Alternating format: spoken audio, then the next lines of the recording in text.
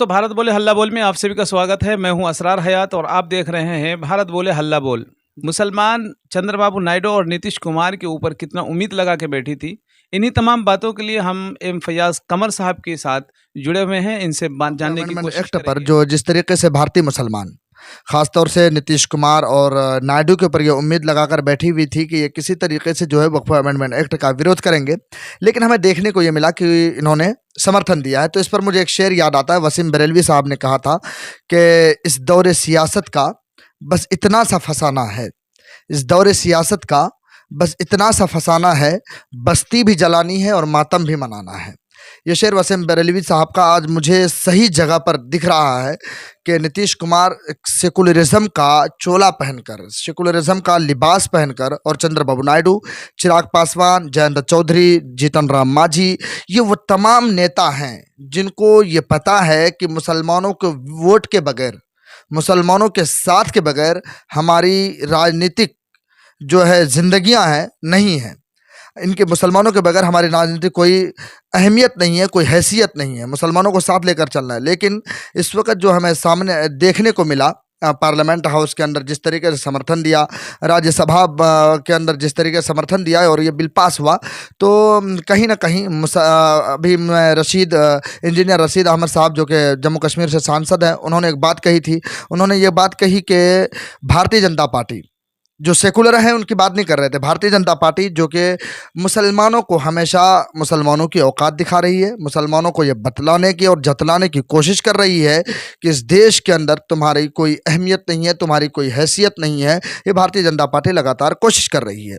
लेकिन जो सेकुलर पार्टियां हैं, ख़ासतौर से जदयू, टीडीपी, इसी तरीके से जीतन राम मांझी की पार्टी हम हिंदुस्तान आवाम मोर्चा, इसी तरीके से जयंत चौधरी के आरएलडी, इसी तरीके से चिराग पासवान की लोजपा, ये तमाम पार्टियां जो है ना अपने आप को सेकुलर कहती है कि हम सेकुलर हैं। और सेकुलर का सबसे बड़े दावेदार, इनमें जंगें भी चलती हैं कि सबसे बड़ा सेकुलर का दावेदार कौन। तो कहीं ना कहीं मुसलमानों के ऊपर जख्म दिया है, मुसलमानों को गहरा जख्म दिया है, पीठ में जो है मीठे चाकू लेकर जो है एक जख्म दिया है इन तमाम दलों ने। तो इस पर यही है कि इस पर कहीं ना कहीं नाराज़गी है। और अभी देखें आप 2025 सितंबर नवंबर तक जो है इलेक्शन होना है बिहार के विधानसभा, तो लगातार ये देखने को मिल रहा है कि बिहार के जो बड़े बड़े नेता थे, जदयू के दिग्गज नेताओं का इस्तीफानामा तक सामने आ रहा है। जैसे कई नाम हैं, तबरेज हाशमी, शाहनवाज साहब, इसी तरीके से कासिम अंसारी साहब, और अभी एक बयान में आपको शायद ताज्जुब होगा, गुलाम गौस साहब, वो एमएलसी हैं, जदयू के बिहार से एमएलसी हैं। उन्होंने एक बड़ा बयान दिया। उन्होंने कहा है कि हमारे गले में खंजर चले, हमारे गर्दनों पर छुरी चले और हम बर्दाश्त करके रह लें। ये बिल का समर्थन करके नीतीश कुमार बहुत बड़ी गलती की है, बहुत बड़ा यानी कि हमारे ऊपर खंजर चलने के मुताबिक ये बिल है, तो हम लिहाजा हम खामोश नहीं रहेंगे। इस किस्म की बातें जो जदयू की तरफ से आ रही हैं। जैसे कि सीमांचल के भी कुछ हिस्सों में जो है इसका धरना प्रदर्शन चल रहा है, इस पर क्या कहेंगे? देखें, ये मैंने शुरू में ही कहा था, आपके किसी वीडियो में कहा था, जब जंतर मंतर और पटना के गर्दनी बाग मैदान और विजयवाड़ा के मैदान में जब एहतजाज हुआ था इस बिल को पास होने से पहले, तो मैंने आपके सामने एक शेर कहा था कि इब्तिदाए इश्क है रोता है क्या, आगे आगे देख होता है क्या। तो ये धरना, एहतजाज, प्रदर्शन होते रहेंगे इस बिल के खिलाफ, क्योंकि ये बिल जो है किसी किस्म से मुसलमानों को मंजूर ही नहीं है। लल्लन सिंह ने कहा है कि भैया मोदी जी की तो तारीफ होनी चाहिए कि उन्होंने जो है एक ऐसा बिल लेकर आए, और एक बयान में उन्होंने ये भी कहा था कि ये वक्फ बोर्ड ऐसा खतरनाक इदारा है कि अगर वो किसी के शरीर पर हाथ रख दे तो वो इंसान वक्फ बोर्ड का हो जाता है। उन्होंने शायद कि लल्लन सिंह साहब जो है उनको पता नहीं है, वो शायद पढ़कर नहीं गए थे संसद भवन के अंदर, शायद कि इसलिए वो इस किस्म की बातें कर रहे थे। वो बात यूँ है, उनको मैं यूँ कहता हूँ कि अभी मोदी जी की उनको बुखार चढ़ा हुआ है लल्लन सिंह के ऊपर। वही लल्लन सिंह है, अभी बीजेपी की तारीफ, नरेंद्र मोदी जी की तारीफ कर रहे हैं, एक मरतबा जो है गाली देते हुए नजर आ रहे थे। तो ये बुखार अभी चढ़ा हुआ है, ये बुखार बहुत जल्द उतरने वाला है। देखिएगा, आपको 2025 का इलेक्शन देखिए, उसके बाद मुझे उम्मीद है कि लल्लन सिंह साहब से ये बुखार बहुत जल्द उतरेगा। नीतीश कुमार पर पूरी तरह से बिहार की जनता, बिहार के मुसलमान काफ़ी खफा है। तो आप देख रहे हैं ना, उनके नेता तक खफा है।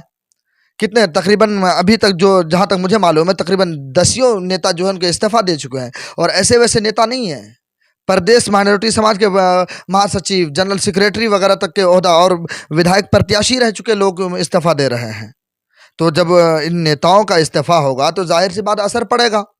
कुमार को झटका लगने वाला है। बिल्कुल लगेगा, और लगेगा ही नहीं, लगने वाला और लग चुका है, लग रहा है। देखें आप इन गुलाम रसूल बलियावी साहब के बयान को सुन लीजिए, अभी गुलाम गौस साहब का बयान सुनिए, कासिम अंसारी ने पूरा लेटर पेड जारी कर दिया, इसी तरह तबरेज़ साहब हैं, इसी तरीके से शाहनवाज साहब हैं, पूरा लेटर पेड तैयार कर रहे हैं कि भाई हम बिल्कुल भी मंजूर नहीं, मुसलमानों के खिलाफ हम आपको इसलिए आपको नुमाइंदा मानते हैं क्योंकि आप हमेशा मुसलमानों को साथ लेकर चलने की बात करते हैं, इसलिए हम नुमाइंदा मानते हैं। जब मुसलमानों को लेकर ही नहीं चलेंगे तो आप हमारे नुमाइंदे कैसे? अब जाहिर सी बात है कि जब आप हमारे नहीं तो हम आपके कौन, ये मान के चलिए। इसलिए बिहार में आने वाले टाइम पे काफ़ी बड़ा झटका लगने वाला है, और लल्हन सिंह नीतीश कुमार के ऊपर से बुखार बहुत जल्द, ये जो है जो समर्थन दिए हैं भारतीय जनता पार्टी, बहुत जल्द उतरने वाला भी है। तो इससे क्या होगा? अब तो बिल पास हो गया। देखें मैं आपको बताऊं, किसान आंदोलन जो चल रहा था ना, उस वक्त भी बिल पास हो गया था, लेकिन किसानों ने बात मनवाई है, किसानों ने अपने दम पर बात मनवाई और लगातार कुर्बानियाँ दी हैं। तो ये कुर्बानियों से मिलता है। आपको मैं बताऊं, देश की जो आज़ादी हमें मिली है ना, ये कोई सजा कर थाली में फूल सजा कर नहीं मिली है, बल्कि कुर्बानी देनी पड़ी है। तो अगर ये बिल हमें मंजूर नहीं तो हम कुर्बानी देने के लिए तैयार हैं, कुर्बानी देंगे इंशाल्लाह। और मैं आपको बता दूं, धरना एहतजाज वगैरह करते रहना चाहिए, और हमारे जो कायदीन हैं, जो हमारे जो बड़े हैं अकाबरीन हैं, उनको भी मशवरा है और उनका बाज़ाब्ता ऐलान भी है कि हम अगर यहाँ पास हो जाए तो हम सुप्रीम कोर्ट का दरवाज़ा खटखटाएंगे, क्योंकि किसी भी हद तक किसी भी तरीके से ये बिल हमें मंजूर ही नहीं है। इस बिल को हम नहीं मानते, मुसलमान बिल्कुल भी इस बिल का किसी किस्म से समर्थन नहीं करेंगे।